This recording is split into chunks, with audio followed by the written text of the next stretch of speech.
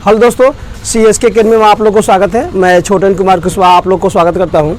इस अकेडमी के माध्यम से हम लोग मैथ के साथ साइंस की शुरुआत कर रहे हैं, जिसमें से भौतिकी लिए है। यह कक्षा 10 के लिए तो रामबाण है, यही क्वेश्चन एग्जाम में आता है। देखिए वीडियो पूरा देखिए, मज़ा नहीं आएगा तो बोलिएगा, आप लोग को 100% दिमाग में सेट हो जाएगा क्वेश्चन। 10th में पूरा क्वेश्चन एग्जाम में आता है, 12th के लिए भी जरूरी है, कक्षा 12 के लिए, और कॉम्पिटिटिव एग्जाम में भी ऐसे क्वेश्चन आते हैं। बच्चों लोग का फरमाइश था कि आगे शुरू किया जाए। कब बच्चे शुरू किया जाए? yes, इसके पहले हम लोग पढ़े थे ना? yes, हाँ चलो जाओ उधर बैठ जाओ। चलिए हम लोग आगे चलते हैं इसमें। तो इसका जो टॉपिक है प्रकाशीय माध्यम। क्या टॉपिक है बाबू? प्रकाशीय माध्यम। तो प्रकाशीय माध्यम का मतलब होता है रास्ता। प्रकाश जिस रास्ते जाता है ना, उसे हम प्रकाशीय माध्यम कहते हैं। जैसे देखिए यह हो गया हमारा प्रकाश, ये जो लाइट जल रहा है ना, यह क्या हो गया? प्रकाश। तो प्रकाश यहाँ से यहाँ तक जिस माध्यम जा रहा है, या प्रकाश यहाँ से बांधने के बाद यहाँ से लाइट जला रहे हैं, तो यहाँ से यहाँ आने के लिए इसको आवश्यकता पड़ती है किसी माध्यम का। तो अभी जिस माध्यम में जा रहा है इसका नाम क्या है? हवा। क्या नाम है बाबू?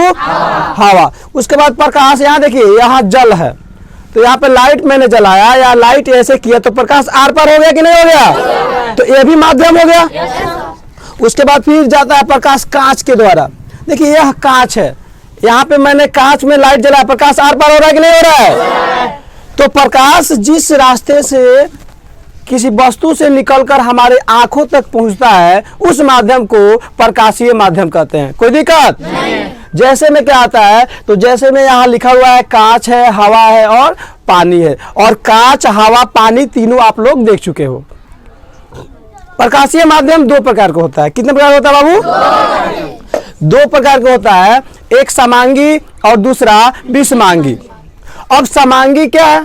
देखिए समांगी में होता है कि जिसमें जिसके क्षेत्र में या जिसमें कणों की संख्या समान हो, उसके गुण और बनावट, प्रत्येक भाग के गुण और बनावट समान हो, उसे समांगी माध्यम कहते हैं। जैसे यहाँ देखिए, जैसे में होता है जल, शीशा, ये सब क्या है? ये समांगी माध्यम है। जैसे यहाँ जल है तो मैं इसको तोड़ता हूँ, एक भाग टूटा, फिर टूटा, फिर टूटा, यानी कि इस जल को जितना भाग में तोड़ेंगे सबका बनावट और गुण क्या होगा? समान। एक बात देखिए, जल मैंने गिरा तो जल गिरा, अब गिराऊंगा तो दूध गिरेगा? जल गिरेगा ना। फिर गिराऊंगा तो मीठा जल गिरेगा? यही जल गिरेगा। फिर गिराऊंगा तो खून गिरेगा? नहीं गिरेगा ना। यानी कि जल गिरा, इसका बनावट और गुण क्या होगा? समान होगा, जितना भाग में हम तोड़ सके, उसे समांगी माध्यम कहते हैं। विषमांगी माध्यम में देखिए क्या होता है, जिसमें यहाँ पे दिया हुआ है डिफिनीशन, विषमांगी जिस माध्यम के प्रत्येक भाग के गुण और बनावट असमान होते हैं, उसे विषमांगी माध्यम कहते हैं। जैसे यहाँ देखिए, जैसे यह जल है बाबू, जैसे में एग्जाम्पल में दिया गया है, यहाँ पे विषमांगी माध्यम का एग्जाम्पल है नमक का घोल, कैल्साइट, हवा का मिश्रण, चीनी का घोल। यह पानी है, इसमें नमक या चीनी डाल दीजिए, कोई दिक्कत नहीं। और उसके बाद इसको क्या कीजिए, आप उसको बिना घुलाए पीजिए। ऊपर वाला पानी पीजिएगा तो पानी जैसा लगेगा थोड़ा सा, लेकिन जैसे नीचे वाला भाग पानी पीजिएगा तो उसका गुण अलग होगा कि सेम होगा? अलग होगा। तो ये विषमांगी माध्यम का उदाहरण है। कैल्साइट के मतलब होता है बाबू, यहाँ पे लिखा हुआ है, बच्चे अधिकतर कंफ्यूज होते हैं। कैल्साइट ये हवा का मिश्रण तो समझते हैं, हवा का मिश्रण मतलब ठंडा गर्म हवा का मिश्रण। कैल्साइट के मतलब होता है चूना पत्थर। क्या होता है बाबू? चूना पत्थर कैल्साइट होता है, जिसका रासायनिक नाम कैल्शियम कार्बोनेट, रासायनिक सूत्र CaCO3 होता है, जो हम लोग रसायन में पढ़ेंगे। उसके बाद हम लोग आते हैं माध्यम के बाद से पारदर्शी पदार्थ। तो पारदर्शी का मतलब होता है जिससे प्रकाश आर पार हो जाए, उसे पारदर्शी पदार्थ कहते हैं। जैसे कांच, हवा। अब देखिए प्रकाश आर पार हो जाए, हमने यहाँ से प्रकाश जलाया तो यहाँ से यहाँ आने में प्रकाश आर पार हो रहा है, तभी तो दिख रहा है। तो यह क्या हो जाएगा? पारदर्शी। हवा पारदर्शी होता है। शीशा, जैसे मान लीजिए ये शीशा टाइप का है, यहाँ पे जो है यह कांच है, जैसे मैं यहाँ लाइट जलाया, प्रकाश आर पार हो रहा तभी तो दिख रहा है। अगर नहीं होता दिखता? नहीं दिखता। यहाँ से मैं लाइट जलाया, प्रकाश दिख रहा है कि नहीं दिख रहा है? दिख रहा है। तो यह हो जाएगा पारदर्शी। उसके बाद होता है अपारदर्शी। जिससे प्रकाश आर पार नहीं दिखाई दे। जैसे देखिए एक हो गया हमारा कॉपी, मैंने यहाँ लाइट जलाया, बोर्ड दिख रहा है लाइट से, मैंने यहाँ लाइट जला, देखिए लाइट जल रहा है ना, जैसे मैंने बोला यहाँ किया तो आप लोग को दिख रहा है ना, ये दिख रहा है, या इसका मतलब प्रकाश इससे आर पार नहीं जा रहा, तो ये क्या हो जाएगा, अपारदर्शी होगा। जैसे बेंच, कुर्सी, ईंट, बालू, मिट्टी, दीवार, ये सब क्या हो जाएगा। देखिए इस पर एग्जाम्पल 2-4 लिखा है, आप वीडियो को एक बार 2 बार देख लीजिएगा, पता चल जाएगा कितना एग्जाम्पल है, अनेक एग्जाम्पल है, दिमाग में सेट हो जाएगा। उसके बाद आता है परभासी। जिस पदार्थ से प्रकाश आंशिक रूप से गमन करे, मतलब थोड़े निकले, उसे कहते हैं पारभासी। जैसे यहाँ देखिए, जैसे इसमें एग्जाम्पल देख लीजिए बाबू, लिखा हुआ है, क्या लिखा हुआ है, घिसा हुआ कांच, कुहासा और तेल लगा हुआ कागज। आप यहाँ देखिए, यह कांच जो है साफ है नहीं है, तभी तो प्रकाश धीरे कम निकल रहा है, ज्यादा निकल रहा है, कम निकल रहा है। अब एक काम कीजिए, मैं आप लोग को एग्जाम्पल देता हूँ। यहाँ पे दो कांच ले लिया, एक कांच जो ये है घिसा हुआ कांच है और ये साफ कांच है, इसमें प्रकाश मैंने बारा, फिर मैं प्रकाश इसमें बारा, तो इसमें तेज आ रहा है कि नहीं आ रहा है, और इसमें थोड़ा थोड़ा आंशिक भाग प्रकाश गमन कर रहा है, तो यह क्या हो जाएगा, पारभासी। मतलब घिसा हुआ कागज, तेल लगा हुआ कागज में तेल लगा लीजिए, आर पर देखिएगा कुहासा। आप लोग देखिए कि नहीं देखे हो, कुहासा में क्या प्रकाश क्या होता है, पूरा आर पार पूर्ण रूप से नहीं हो पाता है। आप इसको क्या कर सकते हैं, स्क्रीनशॉट ले सकते हैं, वीडियो को 1 से 2 बार देख के आप हमें जरूर कमेंट कीजिए। बढ़ते हैं हम लोग अब प्रकाश के परावर्तन के तरफ। देखिए हम लोग प्रकाशीय माध्यम, पारदर्शी, अपारदर्शी, परभासी को पढ़ के प्रकाश के परावर्तन के तरफ चले थे। देखिए यह क्वेश्चन कक्षा 10 में, क्लास 10 में 2 नंबर में पक्का आएगा ही आएगा। इसके नियम को लिखे 1 नंबर में, और इसको डिफिनीशनवा लिखने के लिए 2 नंबर में आएगा ही आएगा। इस साल बच्चे एग्जाम देने जा रहे हैं, उसमें भी पूछेगा, आप लोग पढ़ रहे हो आप लोग को भी पूछेगा। आप लोग एग्जाम दीजिएगा ना 2023 में, ये 100% आएगा। तो इसको समझ लीजिए। देखिए तो प्रकाश के परावर्तन, परावर्तन का मतलब होता है लौटना। क्या होता है बाबू, लौटना। और टकरा के, किसे, टकरा कर, किसे, तो दर्पण से। दर्पण देखे हो आप लोग, ऐना, शीशा जिसमें हम अपना चेहरा देखते हैं ना, उसे दर्पण कहा जाता है। ठीक, अब याद देखिए, प्रकाश किसी समांगी माध्यम से चलकर, देखिए आप समझ लीजिए डिफिनीशन, इसको लिखिएगा या हम बोल रहे हैं उसको लिखिएगा। प्रकाश सिंपल कहीं समझ में नहीं आया, तो प्रकाश किसी माध्यम से चलती है तो माध्यम में समांगी होता है, क्योंकि समांगी माध्यम में प्रकाश आर पार होता है। और किसी वस्तु से टकराती है, वस्तु माने दर्पण से, चिकनी सतह से, और टकराने के बाद लौट जाती है। इस घटना को प्रकाश के परावर्तन कहा जाता है। इसके 2 नियम होते हैं। अब इसको समझने के लिए हम क्या करेंगे, समतल दर्पण पर प्रकाश के परावर्तन को समझेंगे। यहाँ देखिए ये हो गया हमारा समतल दर्पण, इसको हम लेप कर देते हैं। क्या कर देंगे, एक तरफ से, और यहाँ से प्रकाश किरण आ रही है और यहाँ टकरा कर पुनः इस दिशा में, तो आर से प्रकाश किरण आ रही है, ओ पे टकरा कर यस की दिशा में, और यहाँ से एक हम अभिलंब डाल देते हैं। कोई दिक्कत, तो अभिलंब नीचे भी कर सकते हैं, इसको मिटा भी सकते हैं, यहाँ तक कर सकते हैं। देखिए तो प्रकाश किरण आर से चल रही है, किसी बिंदु स्रोत से चलती हुई प्रकाश किरण, देखो इसका डिफिनीशन अनेक होता है। किसी बिंदु स्रोत से चलती हुई प्रकाश किरण दर्पण पे टकराने के बाद, दर्पण पे टकराने के बाद उसी दिशा में लौट जाती है या लौट जाती है, इस घटना को प्रकाश के परावर्तन कहा जाता है। इसको समझने के लिए हम समतल दर्पण का, दर्पण से प्रकाश का परावर्तन समझते हैं। तो यह किरण आर से आती है, ओ पे दर्पण पे टकराती है और एस की दिशा में, तो जब आती है तो इसको कहते हैं आपतित किरण। यह होता है कोण आई, और यह कोण क्या होता है, आर। यह इसको हम देते हैं नाम में यान, ये क्या है, अभिलंब। यहाँ लिख लेंगे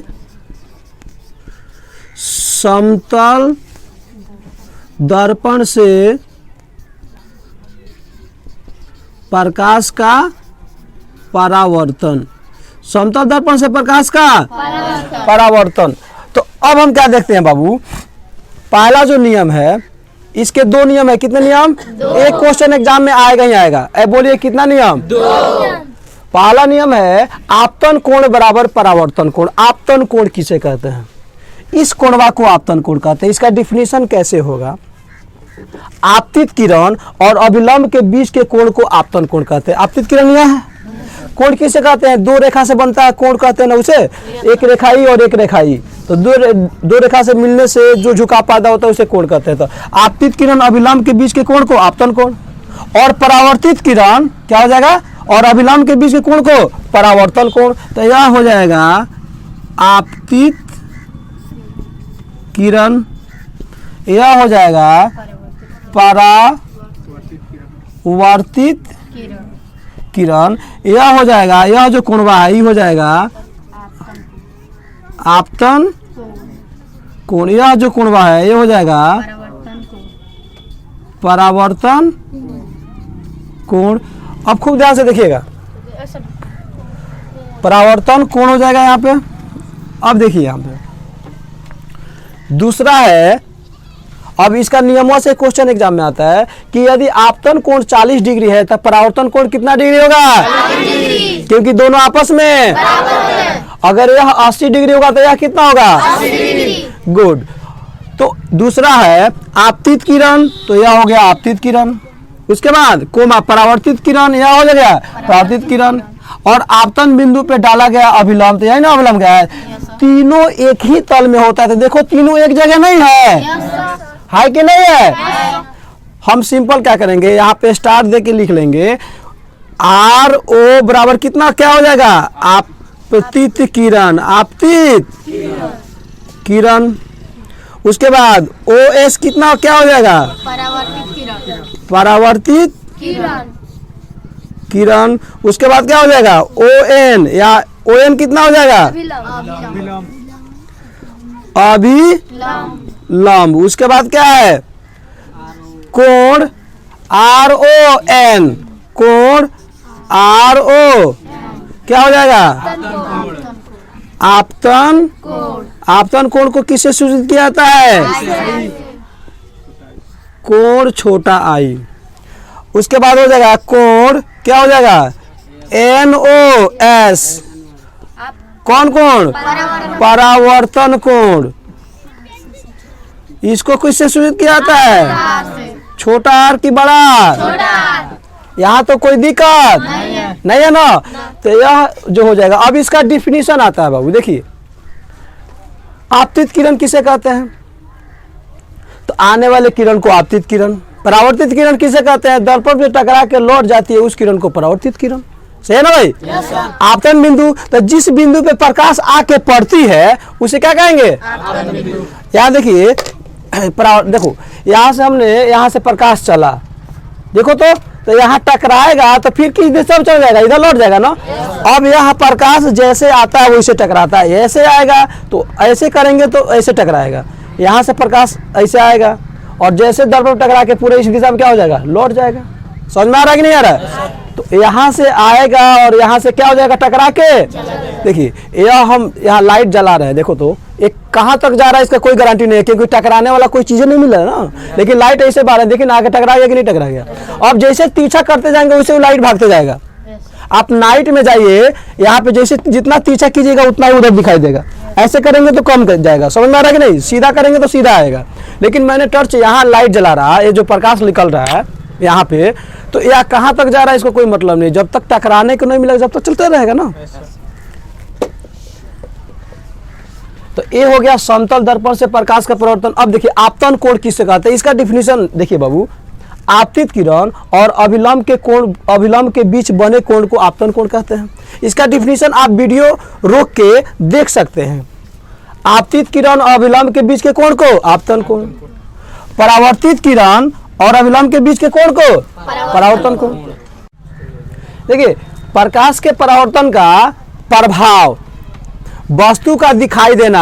अगर परावर्तन नहीं होगा तो वस्तु दिखाई नहीं देगा। ध्वनि का सुनाई देना, इको जानते हो? इको, जैसे आप एक काम कीजिए, घना जंगल में चले जाइए, वहां बोलिए राम, तो वहां से आवाज आएगा राम राम, ऐसे करके आएगा। आप रामायण देखे हो? तो इको पावर देखिए ना, वहाँ पे सीता जी का हरण हो रहा है तो लक्ष्मण जी भाभी भाभी चिल्ला रहे हैं, तो ऊपर से भाभी भाभी भाभी, इको पावर आ रहा है ना। तो ये परावर्तन के कारण होता है। अगर परावर्तन नहीं रहता तो हम किसी वस्तु को नहीं देख पाते। अगर देखिए यह जो यहाँ देखिए बाबू, तो यह जो टॉर्च है किस रंग का दिख रहा है? काला। तो यहाँ से प्रकाश चल रहा है और प्रकाश इसमें अवशोषित हो रहा है, इसलिए काला दिखाई दे रहा है। यह कैसा दिखाई दे रहा है? लाल। तो वस्तु प्रकाश यहाँ चल रहा है और लाल रंग यहाँ टकराने के बाद सभी रंग, लाल रंग हमारे आंख तक पहुंच रहा है, इसलिए वस्तु क्या दिखाई दे रहा है? लाल दिखाई दे रहा है। उजला ये दिख रहा है तो प्रकाश यहाँ से क्या हो रहा है? टकरा के हमारे आंखों तक पहुंच रहा है और 7 रंग के प्रकाश पहुंच रहा है, इसलिए क्या दिखाई दे रहा है? उजला दिखाई दे रहा है। जिस रंग का प्रकाश हमारे आंखों तक पहुंचता है वह वस्तु उसी रंग का दिखाई देता है। काला दिखने का मतलब हुआ कोई भी रंग हमारे आंखों तक नहीं पहुंचा, इसलिए वो काला दिखाई देता है। Thank you.